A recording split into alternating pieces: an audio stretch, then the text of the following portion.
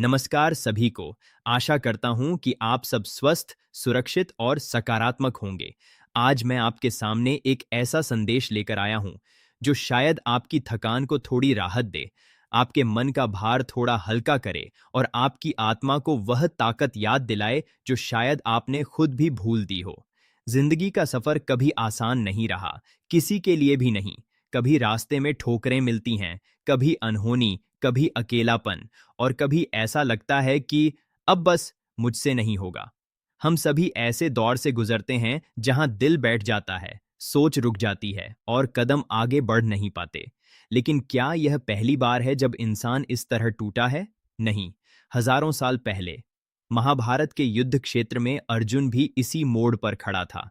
एक महान योद्धा जो पूरी दुनिया को जीत सकता था, वह भी एक पल के लिए टूट गया था। उसने धनुष छोड़ दिया था, आंखें नम थीं, दिल में डर था, भविष्य धुंधला था, और वह बोला, कृष्ण, मुझसे नहीं होगा, मेरी शक्ति खत्म हो चुकी है। क्या यह हम सब की आवाज नहीं है?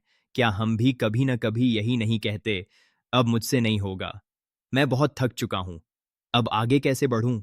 अर्जुन तब हारने के करीब था, लेकिन कृष्ण उसके पीछे खड़े थे।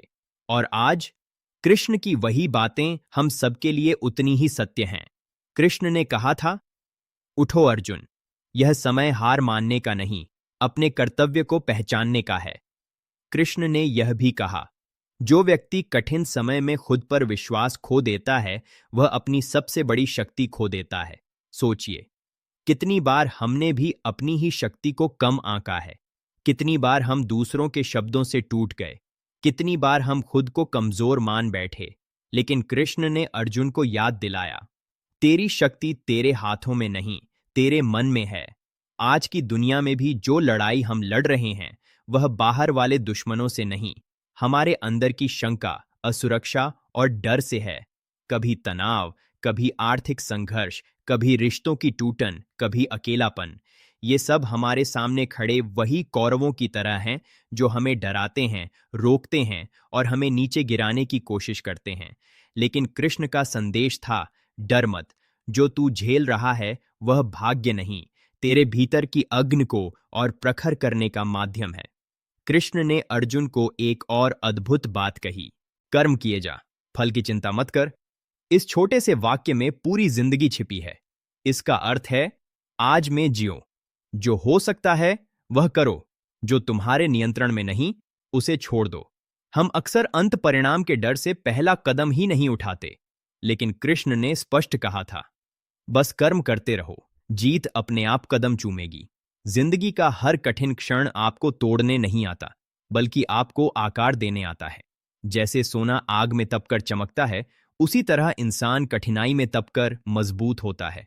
और याद रखिए, अर्जुन को युद्ध जीतने के लिए कौशल की नहीं, विश्वास की जरूरत थी, और यही विश्वास कृष्ण ने उसके भीतर भर दिया। आज आपको भी वही आवाज सुननी है जो अर्जुन ने सुनी थी।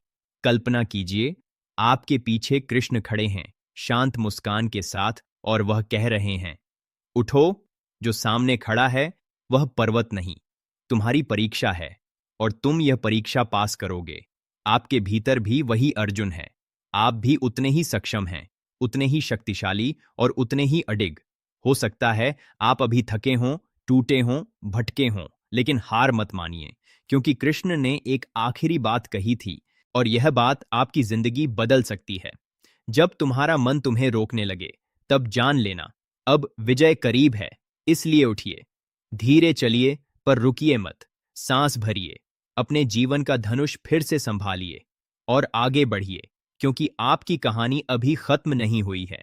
और याद रखिए, युद्ध कठिन हो सकता है, लेकिन जीत निश्चित है, अगर आप खुद को हारने नहीं देते।